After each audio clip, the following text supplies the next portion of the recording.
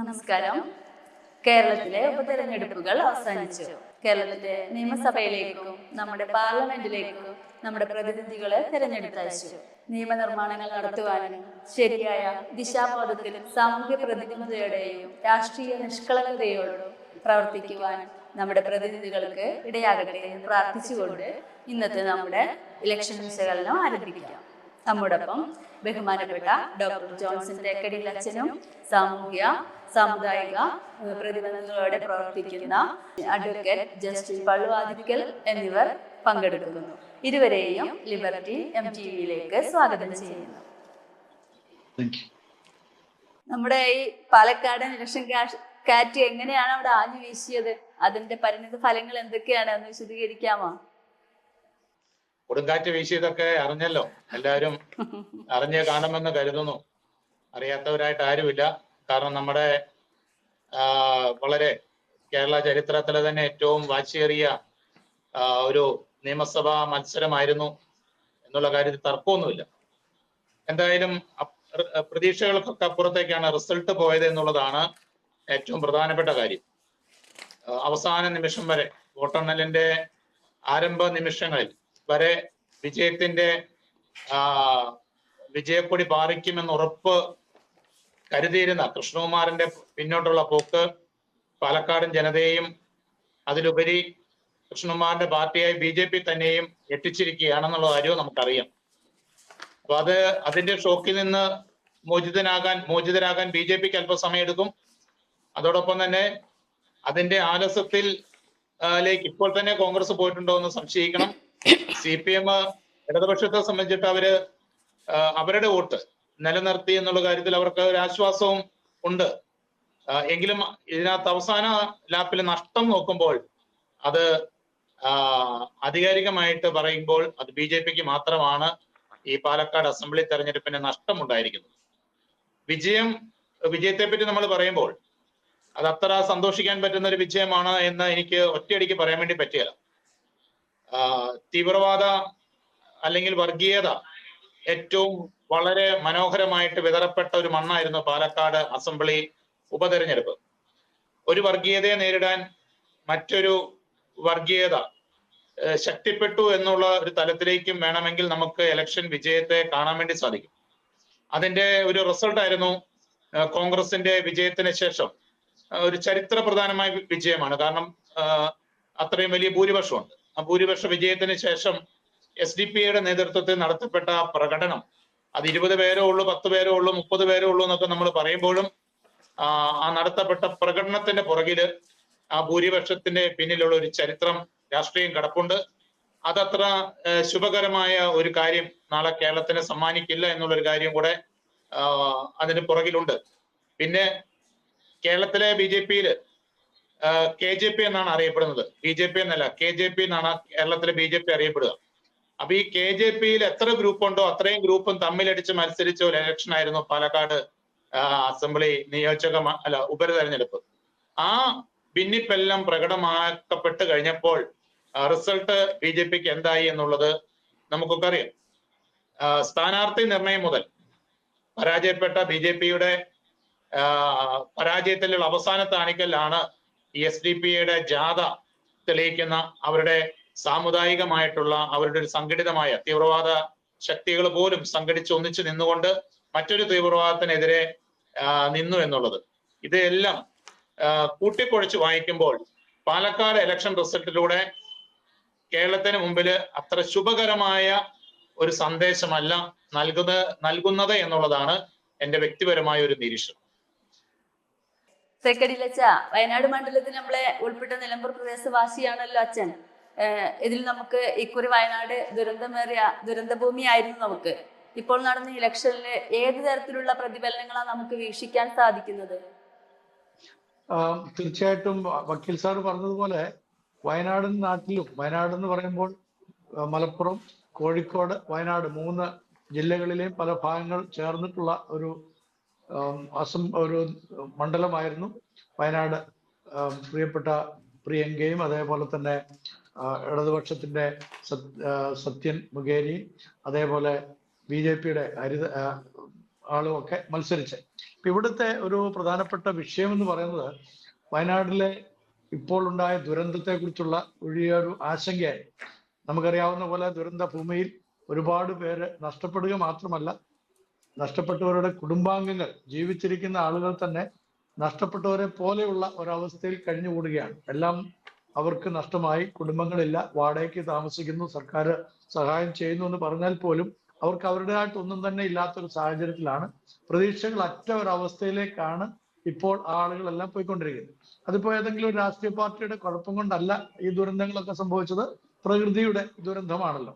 എന്നാൽ ആ പ്രകൃതിയുടെ ദുരന്തത്തിൽ നിന്ന് അവരെ കരകയറ്റേണ്ടിയിരുന്ന, കരം പിടിച്ച് ഉയർത്തേണ്ടിയിരുന്ന രാഷ്ട്രീയ നേതൃത്വങ്ങൾ വേണ്ടുന്ന വിധത്തിൽ ചലനാത്മകമായിട്ട് പ്രവർത്തിച്ചിട്ടില്ല ഇപ്പോൾ എന്നുള്ളതും നമുക്ക് കാണാൻ സാധിക്കും. സംസ്ഥാന സർക്കാർ കേന്ദ്ര സർക്കാരിൽ നിന്ന് സഹായം കിട്ടട്ടെ എന്നും കേന്ദ്ര സർക്കാർ സംസ്ഥാന സർക്കാർ ചെയ്യട്ടെ എന്നുള്ള വാദങ്ങളോടുകൂടി ഇരിക്കുന്നു. അവിടെ കോൺഗ്രസ് പാർട്ടിക്ക് ചെയ്യാനാവുന്ന കാര്യങ്ങൾ അവർ ചെയ്തു എന്നവർ പറയുന്നു. എന്തായിരുന്നാലും ഒരു കാര്യം സമ്മതിക്കണം, അവിടുത്തെ എംപിയും MLA യും ഒക്കെ ആദ്യം മുതൽ തന്നെ വളരെ ക്രിയാത്മകമായിട്ട് ആ പ്രദേശങ്ങളിൽ പ്രവർത്തിക്കുകയും അവിടുത്തെ ജനങ്ങളെ എല്ലാം ഉദ്ധരിക്കുന്ന കാര്യത്തിൽ അവരെല്ലാം വളരെയധികം സഹായകരമായിട്ട് പ്രവർത്തിക്കുകയും ചെയ്തു. എന്നാൽ ഇവിടെ ഈ തെക്കൻ ഈ വയനാടൻ വയനാട്ടിലെ എല്ലാ വിഭാഗക്കാരും ഉണ്ടായിരുന്നു. മലപ്പുറം ജില്ലയിലും കോഴിക്കോടും അതേപോലെ വയനാട്ടിലുമുള്ള ആളുകൾ, വ്യത്യസ്ത സമുദായങ്ങൾ, വ്യത്യസ്ത മതവിഭാഗങ്ങൾ, ഇവിടെയും ചില വർഗീയതകളൊക്കെ ഇതിനോട് ബന്ധപ്പെട്ട് ആഞ്ഞു വീശി എന്ന് തന്നെ വേണം നമുക്ക് ചിന്തിക്കാനായിട്ട്. പ്രത്യേകിച്ച് മുനമ്പം വിഷയവുമായിട്ട് ഒരു പറ്റം ആളുകൾ വരികയുണ്ടായി. വഖഫ് ബോർഡിന്റെ കരുതലില്ലായ്മ അല്ലെങ്കിൽ അവർ ചെയ്യാൻ പാടില്ലാത്ത കാര്യങ്ങൾ ചെയ്തു എന്നുള്ള പ്രചരണങ്ങളൊക്കെ വളരെ ശക്തമായിട്ട് പ്രചരിപ്പിച്ചു. അതിന്റെ ഫലമായിട്ട് ചില ക്രൈസ്തവ സംഘടനകൾ അവരും സമൂഹത്തിൽ വളരെ ദൂരവ്യാപകമാകുന്ന തരത്തിലുള്ള വിഷയങ്ങളൊക്കെ കലർത്തി ഇവിടെ വിൽപ്പന നടത്താനൊക്കെ ശ്രമിച്ചിട്ടുണ്ട്. അതൊന്നും തന്നെ AC ഇല്ല എന്നുള്ളതാണ് ആ ഭൂരിപക്ഷം നമ്മളെ കാണിക്കുന്നത്. ഇവിടെ ഇടതുപക്ഷത്തിന്റെ സത്യൻ മുഖേരി, അദ്ദേഹം നല്ല ഒരു വ്യക്തിത്വമുള്ള വ്യക്തിയാണ്, നല്ല പ്രവർത്തന ശൈലിയുള്ള വ്യക്തിയാണ്, ജനങ്ങളോടൊപ്പം വസിക്കുന്ന ആളാണ്. പക്ഷെ അദ്ദേഹത്തിന് ലഭിക്കേണ്ടുന്ന തരത്തിലുള്ള ഒരു സപ്പോർട്ട് ഇടതുപക്ഷ ക്യാമ്പുകളിൽ നിന്ന് പോലും കിട്ടിയില്ല എന്നുള്ളതാണ് വളരെ സങ്കടകരമായ കാര്യം. CPM-ന്റെ വോട്ടുകളെല്ലാം തന്നെ പോൾ ചെയ്യപ്പെട്ടിട്ടില്ല എന്നുള്ളൊരു നിരീക്ഷണമാണ് ഈ സാധാരണ ജനങ്ങളൊക്കെ പറയുന്നത്. എനിക്കറിയാവുന്ന ഒരുപാട് പേരുണ്ട്, നമ്മുടെയൊക്കെ ദേശങ്ങളിലുള്ള ഇടതുപക്ഷ ചിന്താഗതിക്കാരായിട്ടുള്ള ആളുകൾ പലരും അന്ന് വോട്ടിന് പോയിട്ടില്ല. അപ്പൊ അതൊക്കെ തന്നെ കാണിക്കുന്ന ഒരു നിസ്സംഗത ഉണ്ടായിരുന്നു. എന്നാൽ പ്രിയങ്കയ്ക്ക് കിട്ടേണ്ടതായിട്ടുള്ള ഭൂരിപക്ഷം കിട്ടുകയും ചെയ്തു. BJP-യുടെ ഇലക്ഷൻ സ്ട്രാറ്റജി ആണ് നേരത്തെ ഞാൻ പറഞ്ഞത്. അവർ വളരെയധികം മുനമ്പം വിഷയം ഇവിടെ ക്രൈസ്തവ മേഖലകളിലൊക്കെ സ്വാധീനിക്കാനായിട്ട് നോക്കിക്കൊണ്ടെന്ന് ലഘുലേഖകളും മറ്റുമൊക്കെ വിതരണം ചെയ്ത് അതിനെക്കുറിച്ചൊക്കെയുള്ള ചർച്ചകളൊക്കെ രൂപീകരിച്ചു. പക്ഷേ അവർ വിചാരിച്ചത്ര ഒരു സപ്പോർട്ട് കിട്ടിയില്ല. ചില സോഷ്യൽ മീഡിയയിലൊക്കെ വളരെ കൃത്യമായിട്ട് പറഞ്ഞു, മുനമ്പം വിഷയം ഇവിടെ വലിയൊരു വിഷയമായിരിക്കും, അതുകൊണ്ട് തന്നെ വോട്ടുകൾ കുറയും, UDF ഒരു പക്ഷെങ്കിൽ കഴിഞ്ഞ പ്രാവശ്യത്തിനേക്കാൾ ഒരുപാട് പിന്നോട്ട് പോകും, ഭൂരിപക്ഷം വളരെ കുറയും എന്നൊക്കെ പറഞ്ഞെങ്കിലും അങ്ങനെയൊന്നും സംഭവിച്ചായിട്ട് കാണുന്നില്ല. അപ്പൊ മുനമ്പം വിഷയമൊന്നും ഇവിടുത്തെ സാമാന്യ ജനത്തിന് ഒരു ചർച്ചാ വിഷയമായിരുന്നില്ല എന്നാണ് എൻ്റെ ഒരു അഭിപ്രായം. മറ്റ് വിഷയങ്ങളിൽ ഒന്ന് പ്രധാനമായിട്ട് ഇവിടെ തെരഞ്ഞെടുപ്പുമായി ബന്ധപ്പെട്ട് ഞാൻ മനസ്സിലാക്കിയത്, നമ്മുടെ ആദരണീയായ ഇന്ദിരാഗാന്ധിയെ ഓർമ്മിപ്പിക്കും വിധത്തിലായിരുന്നു പ്രിയങ്ക ഗാന്ധിയുടെ പെരുമാറ്റങ്ങളും ഒക്കെ. അപ്പൊ പ്രായമുള്ള അല്ലെങ്കിൽ ഒരു 50-60 വയസ്സിനൊക്കെ മുകളിലുള്ള ആളുകൾക്ക് ഇന്ദിരാഗാന്ധിജിയെ അറിയാവുന്ന എല്ലാവർക്കും ഇന്ദിരാഗാന്ധിയുടെ ഒരു ചിത്രം അവരുടെ മനസ്സിലേക്ക് വരികയും അങ്ങനെ പ്രിയങ്ക ഗാന്ധിയിലൂടെ ഇന്ദിരാഗാന്ധി അവര് റീകളക്ട് ചെയ്യുകയും ചെയ്ത ഒരു അനുഭൂതി കൂടെ ഈ ഇലക്ഷനിലൂടെ ഉണ്ടായിട്ടുണ്ടെന്നുള്ളതാണ് പൊതുവെ ആളുകൾ സംസാരിക്കുന്നത്. പല മേഖലകളിലും നമുക്കറിയാവുന്ന പോലെ 65% കൂടുതൽ വോട്ടുകൾ പ്രിയങ്ക ഗാന്ധി പോൾ ചെയ്തതിനകത്ത് 65.3% വോട്ടുകൾ നേടിയെടുക്കാനായിട്ട് ഇടയാക്കിയിരുന്നുണ്ട്. അപ്പൊ അത് കാണിക്കുന്നത് ക്രിയാത്മകമായിട്ട് അവർ പ്രവർത്തിക്കാൻ സന്നദ്ധയാണെന്നും അവര് പാർലമെന്റിൽ വയനാടൻ ജനതയ്ക്ക് വേണ്ടി, ഈ പ്രദേശങ്ങൾക്ക് വേണ്ടി, കേരളത്തിന് വേണ്ടിയൊക്കെ ശബ്ദിക്കും, ഒരു പ്രതിപക്ഷ ശബ്ദമായി തീരും എന്നുള്ള ഒരു ചിന്തയൊക്കെ ആളുകളുടെ മനസ്സിൽ ഉണ്ടായിക്കാണും. അതായിരിക്കാം ഒരു പക്ഷെങ്കിൽ. പിന്നെ ഒരു കാര്യം അഭിനന്ദിക്കേണ്ടത്, IUML ഇന്ത്യൻ യൂണിയൻ മുസ്ലിം ലീഗ് കോൺഗ്രസിനോടൊപ്പം തന്നെ അവര് വളരെ കൃത്യമായി ഒരു ഇൻസെപ്പറബിൾ ആയിട്ട് തന്നെ വേർതിരിക്കാൻ കഴിയാത്ത വിധത്തില് വളരെ ശക്തമായി പ്രവർത്തിച്ചു എന്നുള്ളത് കാണാം. വീട് വീടാന്തരമൊക്കെ കയറി ഇറങ്ങുന്നതിൽ ഇടതുപക്ഷവും BJP ഒക്കെ പരാജയപ്പെട്ടപ്പോൾ UDF അതിനകത്ത് ഒരു മികച്ച പ്രകടനം നടത്തുവാൻ ഇടയായി. അത് ഭൂരിപക്ഷം വർദ്ധിപ്പിക്കുന്നതിലേക്കും എത്തിച്ചേർന്നു. പൊതുവിൽ നോക്കുമ്പോൾ ഈ പറഞ്ഞ വർഗീയത എല്ലാ തലങ്ങളിൽ നിന്നും ഉള്ള വർഗീയത ഇവിടെ പ്രതിഫലിപ്പിക്കപ്പെട്ടിട്ടുണ്ട്. പല സ്ഥലങ്ങളിൽ അത് ഒരല്പം കടുത്തുപോയോ എന്ന് സംശയിക്കുന്നുണ്ട്. അതൊക്കെ വിലക്കപ്പെടേണ്ടുന്ന കാര്യങ്ങളാണ്. സമൂഹം തന്നെ അതിൽ നിന്ന് മാറി നിൽക്കേണ്ടുന്ന കാര്യങ്ങളാണ്. വക്കീൽ സാറ് പറഞ്ഞതുപോലെ ചില പ്രത്യേക മേഖലകളിൽ വർഗീയതയുടെ തിരുനാമ്പുകൾ കൂടുതലായിട്ട് പ്രകാശിക്കുന്നുണ്ട്. അത് കെടുത്തിക്കളയാനായിട്ട് സമൂഹം പ്രതിബദ്ധതയോടുകൂടെ മുന്നോട്ട് പോയാൽ മാത്രമേ സാധിക്കുകയുള്ളൂ. ഇവിടുത്തെ ഇലക്ഷനെ സംബന്ധിച്ചുള്ള എന്റെ നിരീക്ഷണം അതാണ്. അതുപോലെ BJP കാൻഡിഡേറ്റിന് നമുക്ക് സോഷ്യൽ മീഡിയയിലൊക്കെ ആ സമയത്ത് വന്നിരുന്നു, ക്രൈസ്തവരുടെ 5000 വോട്ട് ക്രൈസ്തവരുടെ തന്നെ കിട്ടുമെന്ന്. അതിലെന്തെങ്കിലും വാസ്തവമുണ്ടോ? പാലക്കാട്ടെ വിഷയമായിരിക്കും അല്ലെ? പാലക്കാട്ടെ സംബന്ധിച്ചിട്ട് പാലക്കാട് ക്രൈസ്തവ സമൂഹത്തിന് ഏകദേശം 7000-ലധികം വോട്ടുണ്ട്. അപ്പൊ ആ 7000-ലധികം വോട്ടില് ഭൂരിപക്ഷ വോട്ടുകളും ദളിത് സമൂഹത്തിന്റെയും ലാറ്റിൻ സഭയുടെയുമായിട്ടുള്ള വോട്ടുകളാണ്.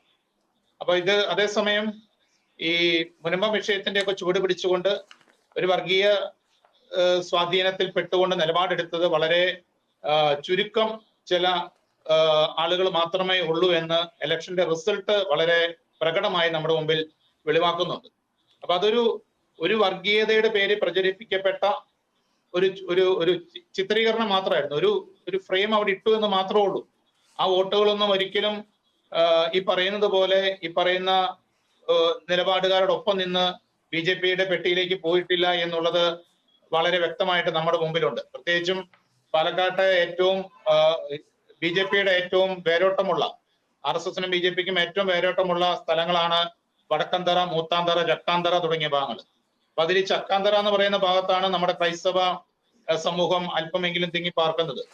അവിടുത്തെ കത്തീഡ്രൽ പള്ളിയുടെ ഒക്കെ കീഴിലുള്ള ഒരു ജനവിഭാഗം 400-450-ലധികം വീട്ടുകാര് ഉണ്ട്.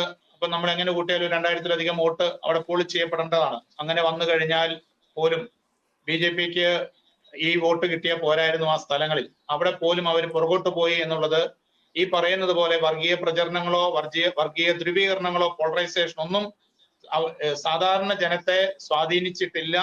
അവരതിനോടെല്ലാം നോ പറഞ്ഞു എന്ന് തന്നെയാണ് നമുക്ക് മനസ്സിലാക്കേണ്ടത്. പക്ഷെ അങ്ങനെ ഒരു വിഭാഗം നോ പറഞ്ഞപ്പോഴും മറ്റൊരു വിഭാഗം സംഘടിതമായിട്ട് അവരും വോട്ട് ചെയ്തു. അതുകൊണ്ടാണ് ഈ മൃഗീയ ഭൂരിപക്ഷം വന്നത്.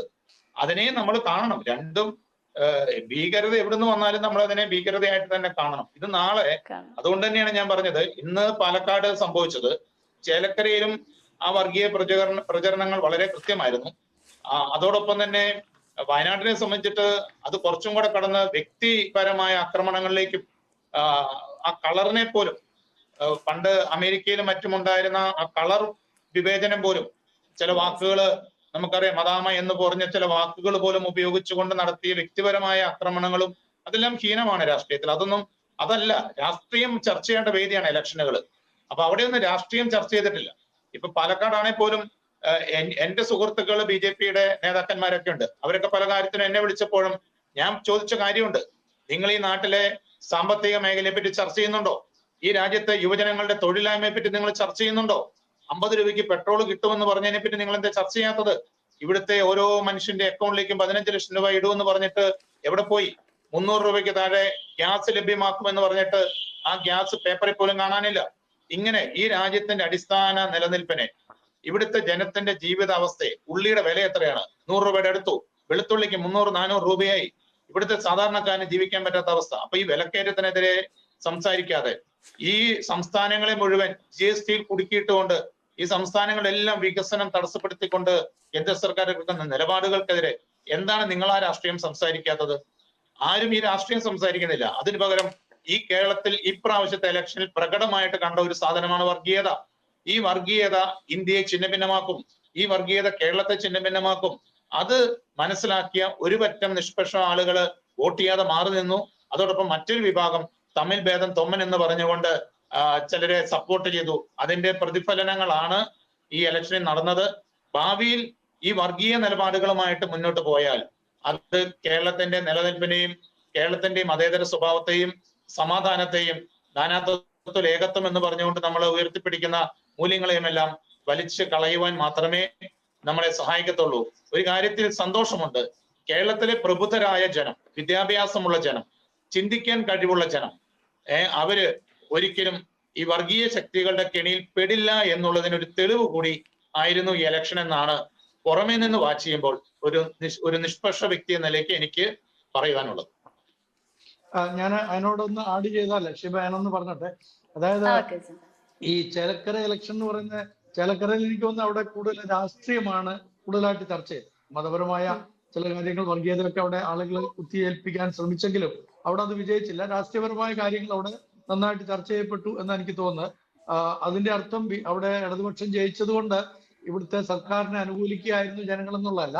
അവിടുത്തെ ഭൂരിപക്ഷം കുറഞ്ഞതിൽ കൂടെ അത്രയും ആളുകൾ തന്നെ സർക്കാരിന് വിരുദ്ധമായിട്ടാണല്ലോ വോട്ട് ചെയ്തിരിക്കുന്നത്, അവരുടെ ആളുകൾ വോട്ട് ചെയ്തത്. അപ്പം ഇവിടുത്തെ സർക്കാരുകളെല്ലാം ഒരു വിധത്തിൽ പിന്തുണയ്ക്കായിരുന്നില്ല. ഇനിയിപ്പം സംസ്ഥാന സർക്കാരിന്റെ മാത്രമല്ലല്ലോ, കേന്ദ്ര സർക്കാരിന്റെ പിന്തുണയ്ക്കായിട്ടായിരുന്നല്ലോ ഈ ഇവിടുത്തെ ഇലക്ഷൻ അല്ലെങ്കിൽ വയനാട്ടിലെ ഇലക്ഷൻ. അപ്പം കേന്ദ്ര സർക്കാർ അത്ര നല്ല വിധത്തിലുള്ള പ്രചരണങ്ങളോ അല്ലെങ്കിൽ പ്രവർത്തനങ്ങളാണ് കാഴ്ചവെക്കുന്നതെങ്കിൽ തീർച്ചയായിട്ടും ഇവിടുത്തെ ജനം കേന്ദ്ര സർക്കാരിന് വേണ്ടി സംസാരിക്കുന്ന ഒരു വ്യക്തിയെ, പ്രത്യേകിച്ച് പ്രിയപ്പെട്ട സുരേഷ് ഗോപി ഇവിടെ വന്നിട്ട് ഈ രമ്യ വിജയിപ്പിച്ചു കഴിഞ്ഞാൽ, ഇവിടുത്തെ കാൻഡിഡേറ്റിനെ, BJP കാൻഡിഡേറ്റിനെ വിജയിപ്പിച്ചു കഴിഞ്ഞാൽ മന്ത്രിയാക്കി തരുന്ന കാര്യം ഞാൻ ഏറ്റു എന്നൊക്കെ പറയുകയുണ്ടായി. അപ്പൊ അങ്ങനൊരു മന്ത്രിസ്ഥാനത്തിന് വേണ്ടി ജനങ്ങളാരും തന്നെ ഇവിടെ ഒരു കാൻഡിഡേറ്റിനെ വിജയിപ്പിക്കാൻ തയ്യാറായില്ല എന്നുള്ളത് നമ്മൾ ചിന്തിക്കേണ്ടതാണ്. അത് ചർച്ച ചെയ്യപ്പെടേണ്ടുന്ന കാര്യമാണ്. വേറൊരു കാര്യം ഞാൻ ഇതിൽ നിന്ന് മനസ്സിലാക്കിയത്, കോൺഗ്രസ് പാർട്ടിക്കകത്ത് അവിടെ രൂപപ്പെടുന്ന ചില അച്ചുതണ്ടുകളുണ്ട്. വേറെ ചില, ഇപ്പൊ നേരത്തെ പറഞ്ഞ വക്കീൽ സാർ പറഞ്ഞ SDPIയുടെ പ്രകടനങ്ങളും മറ്റുമൊക്കെ അത് തമസ്കരിക്കപ്പെടേണ്ടുന്ന കാര്യമാണ്. അതിനെ നിരുത്സാഹപ്പെടുത്തുക മാത്രമല്ല, അത്തരം പ്രവണതകളെ വളർത്താതിരിക്കാൻ തക്കവണ്ണം എല്ലാ പാർട്ടിക്കാരും വളരെ ശക്തമായി തന്നെ നിലപാടുകൾ എടുത്തെങ്കിലേ പറ്റുള്ളൂ. കോൺഗ്രസ് പാർട്ടി പ്രത്യേകിച്ച് അങ്ങനെ ഒരു നിലപാട് എടുത്തെങ്കിലേ പറ്റുള്ളൂ. ഇല്ലെങ്കിൽ കോൺഗ്രസ് പാർട്ടിയെ കവർന്നു തിന്നാനായിട്ട് യാതൊരു ബുദ്ധിമുട്ടും ഉണ്ടാകുകയില്ല. പിന്നെ IUMLന്റെ ഭാഗമായിട്ടാണല്ലോ ഇപ്പോൾ ജമാഅത്തെ ഇസ്ലാമിയും അല്ലെങ്കിൽ SDPI ഒക്കെ നിലകൊള്ളുന്നത്. അല്ലെങ്കിൽ SDPI അവർ അംഗീകരിച്ചിട്ടില്ല എന്നാണ് പറയുന്നത്. എങ്കിലും പിന്നെ ഒരു കാര്യം, ഈ വോട്ട് ചെയ്യുന്ന ആളുകള് ഞാൻ ഇന്ന പാർട്ടിക്കാരനാണെന്ന് പറഞ്ഞുകൊണ്ടല്ലല്ലോ കാൻഡിഡേറ്റ്സിന് വോട്ട് ചെയ്യുന്നത്. അവര് ഇൻഡിവിജ്വലായിട്ടാണ് വന്ന് വോട്ട് ചെയ്യുന്നത്. അപ്പൊ നമുക്ക് ഇന്ന ആളുകളുടെ വോട്ട് വേണ്ട എന്ന് പരസ്യമായിട്ട് പറയാനേ പറ്റുള്ളൂ. എന്ന് വെച്ചാൽ വർഗീയതയെ സംബന്ധിച്ച കാര്യങ്ങളിൽ വോട്ട് വേണ്ട എന്നുള്ളത്. പക്ഷേ ഒരു പ്രസ്ഥാനം അവർ തന്നെ അങ്ങ് തീരുമാനമെടുക്കുകയാണ്, ഞങ്ങൾ ഒരുമിച്ച് ഇന്ന ആൾക്കാണ് വോട്ട് ചെയ്യുന്നത് എന്ന് തീരുമാനമെടുത്തു കഴിഞ്ഞാൽ നിങ്ങൾ വോട്ട് ചെയ്യേണ്ട എന്ന് നമ്മൾ പറഞ്ഞാലും അവർ വോട്ട് ചെയ്ത് കഴിഞ്ഞാൽ എന്ത് ചെയ്യും? പിന്നെ അവർ തന്നെ ഈ പ്രകടനങ്ങൾ നടത്തി കഴിഞ്ഞാൽ ഇവർക്ക് എന്ത് ചെയ്യാൻ കഴിയുമെന്നുള്ളതാണ് അവർ ചോദിക്കുന്നത്, UDF ചോദിക്കുന്നത്. അപ്പം UDF ശ്രദ്ധിക്കേണ്ടുന്ന ഒരു കാര്യം, ഭാവിയിൽ ഇങ്ങനെയുള്ള ആളുകളുമായിട്ട് കൈകോർക്കുവാനോ ഏതെങ്കിലും ഒരു എഗ്രിമെന്റിന് പോകുന്നതോ അത് ഒരിക്കലും ഗുണകരമായിരിക്കില്ല.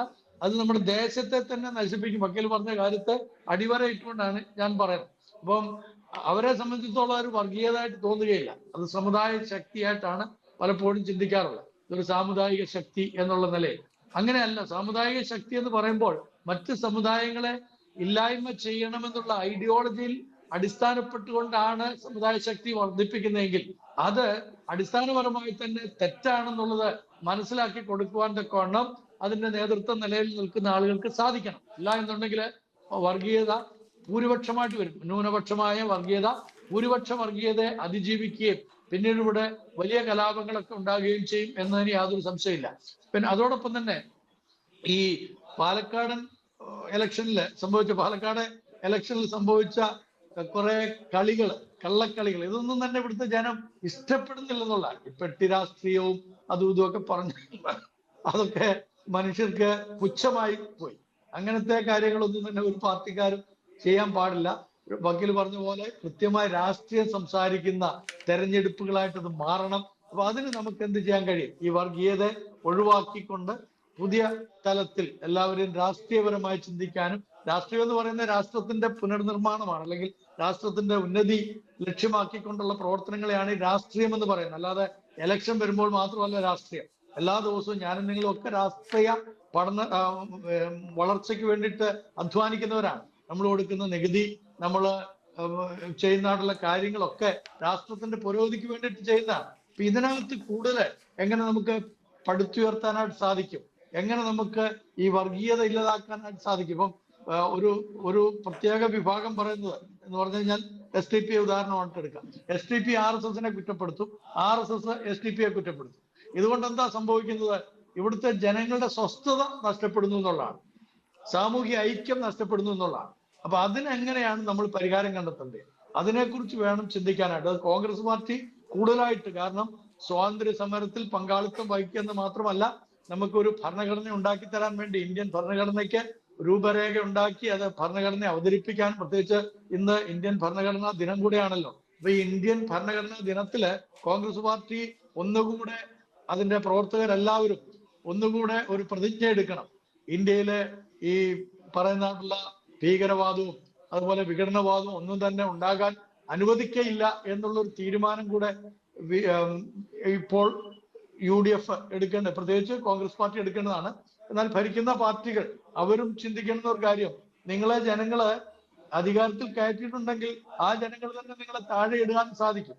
ഭരണഘടനയ്ക്ക് വിരുദ്ധമായിട്ടോ സമൂഹത്തിൽ കലാപങ്ങൾ ഉണ്ടാക്കുന്ന, വർഗീയതയെ പരിപോഷിപ്പിക്കുന്ന തരത്തിലോ നിങ്ങൾ പെരുമാറിയാൽ, ജീവിച്ചാൽ, പ്രവർത്തിച്ചാൽ നിങ്ങളെ താഴെ ഇടാനായിട്ട് പിന്നെയും ഇലക്ഷൻ വരുമല്ലോ. നിങ്ങൾക്ക് ആർക്കും തന്നെ അങ്ങനെ ഏകാധിപതികളാകാനൊന്നും സാധിക്കില്ല. അപ്പൊ അത് എല്ലാവരും മനസ്സിൽ കണ്ടുകൊണ്ട് വേണം മുന്നോട്ടുള്ള ഇനിയത്തെ യാത്രകൾ. ഇലക്ഷനിലും അല്ലെങ്കിൽ രാഷ്ട്രീയത്തിലും ഒക്കെ ആ വിധത്തിലായിരിക്കണം എന്നുള്ളതാണ് എനിക്ക് പറയാനായിട്ടുള്ളത്.